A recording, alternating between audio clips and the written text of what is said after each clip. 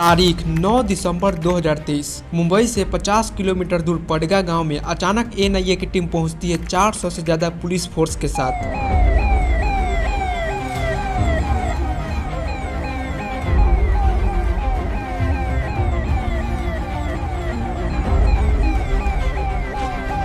ये गांव महाराष्ट्र के भिवंडी इलाके में आता है। एनआईए की टीम जब यहां छापा मारना शुरू किया तो दिल को झिझोर देने वाला इंफॉर्मेशन निकल कर आया।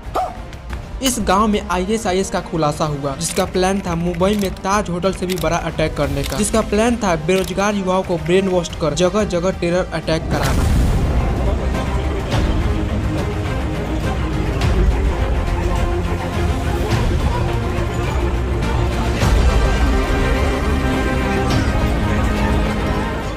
एनआईए के इन्वेस्टिगेशन से पता चला कि आईएसआईएस के टेररिस्ट ने इस गांव का नाम बदलकर अल शाम रख दिया। इस गांव के लोगों ने अल शाम को आजाद मुल्क घोषित भी कर दिया। अल शाम यानी इराक, सीरिया, जॉर्डन जैसे देशों का वो इलाका जिस पर इस्लामिक टेररिस्ट का हुकूमत चलता है। इस गांव में आईएसआईएस का ट्रेनिंग दिया जा रहा था। युवाओं को बरगलाकर इसी गांव में रहकर आईएसआईएस के ट्रेनिंग के लिए प्रेरित कर रहे थे, लेकिन इसकी भनक किसी को नहीं हो रही थी, न आपको, न पुलिस को, न ही सरकार को। एनआईए के इन्वेस्टिगेशन में इस गांव से पैलेस्टीन और इजराइल का झंडा मिला। इजराइल का झंडा जो जलाने के लिए रखा हुआ था। हार्ड डिस्क, 40 ड्रोन, 38 लाख रुपया, वो भी उस शख्स के पास जिसके घर खाने को नहीं है। आईएसआईएस ट्रेनिंग कैसे देते हैं उसका पूरा का पूरा पैटर्न। ये सब सुनकर आपको बहुत बड़ा शौक लगा होगा, लेकिन इससे भी बड़ा शौक तब लगेगा जब आप जानेंगे कि इसका मास्टरमाइंड कौन है।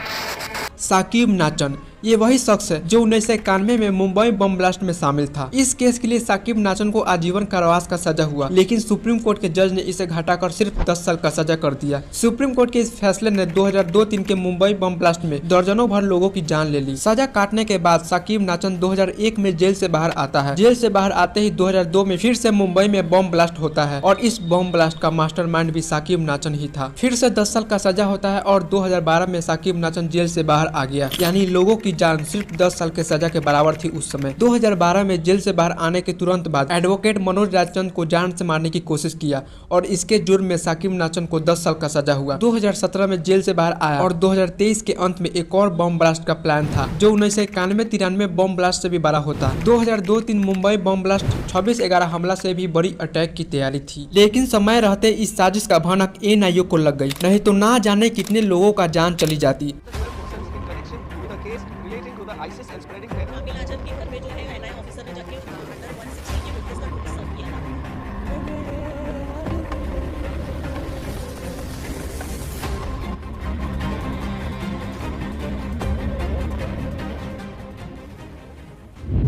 सवाल ये उठकर आ रहा है दोस्तों, एक आतंकी विचारधारा के व्यक्ति को सिर्फ 10 साल की सजा क्यों हो रही थी, वो भी उस शख्स को जो बार बार बम ब्लास्ट में शामिल होता गया, जेल से छूटता रहा, लोगों की जान लेता रहा। अगर भारत का कानून इन आतंकियों को 10-10 साल की सजा देकर छोड़ती रही तो वो दिन दूर नहीं होगा जब भारत इराक और सीरिया जैसे देश बन जाएगा। साकिब नाचन का गाँव पडगा में 90% मुस्लिम आबादी है और इस गाँव से साकिब नाचन जैसे कई आतंकियों को पकड़ा गया। 2002-03 मुंबई बम ब्लास्ट में 5 आतंकियों को इसी गाँव से पकड़ा गया। साकिब नाचन का बेटा शामिल नाचन भी आईएसआईएस का आतंकी था और वो भी जेल में है। 1991-93 मुंबई बम ब्लास्ट में इस गांव से कुछ आतंकियों को पकड़ा गया। इस बार के इन्वेस्टिगेशन से पडगा गांव से 15 आतंकियों को पकड़ा गया।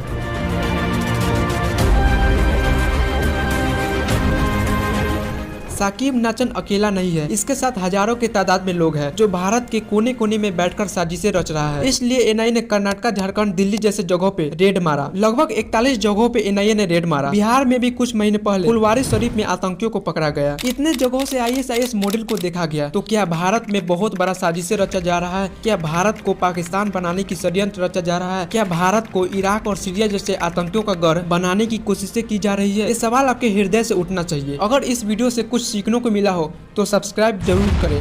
आपके एक सब्सक्राइब से हमारा आवाज 5 से 10 लोगों के पास जा सकता है। मिलते हैं ऐसे ही एक यूनिक टॉपिक पर। धन्यवाद।